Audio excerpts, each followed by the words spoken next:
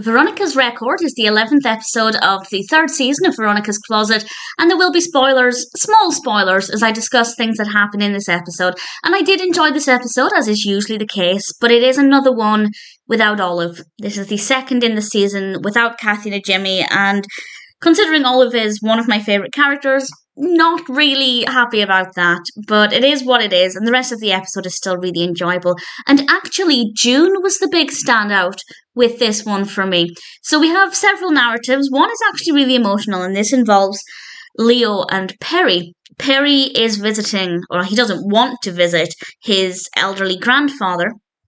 And I don't want to say exactly what happens with that. I know I said spoilers, but I don't want to give everything away.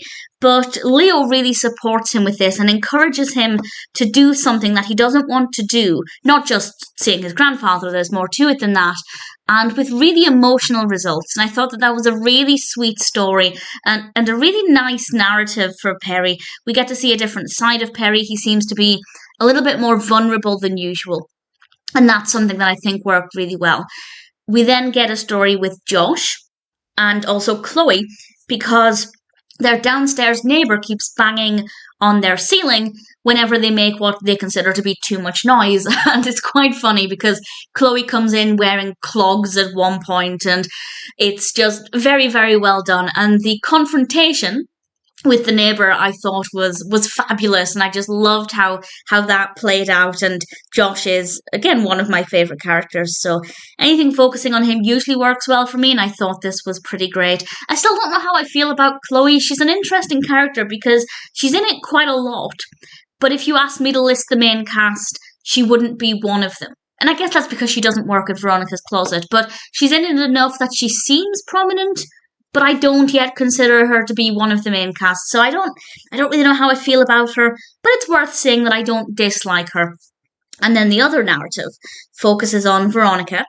And this comes about because at the beginning of the episode, June is reading a book of world records, and Veronica reveals that she was, or she thinks she still is, in the world record book for having the longest paper aeroplane flight, which she got when she was 10 years old. And June flips to that part of the book, and the record's been overtaken by somebody else.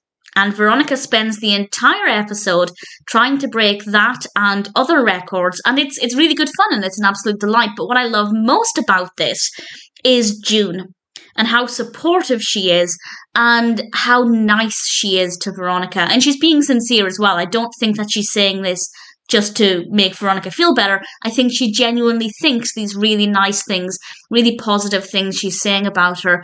And that is interesting for two reasons. One, it shows us just how June feels about Veronica, but also June feels these things even though Veronica is not really nice about June.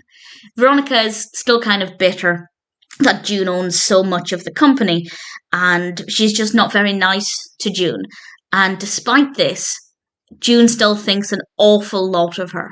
And I think that that's really telling about the kind of person June is. And I thought it was really lovely. And back at the beginning of this season, I didn't know how I'd end up feeling about June in the long term. I wasn't sure if she'd stick around for the full season. Certainly looks like that's going to be the case. But I think it's fair to say that she's a brilliant character, and she brings something really great to the show. Veronica's Record is a great episode. I do miss Olive, but that aside, it's pretty brilliant and one that I definitely enjoyed.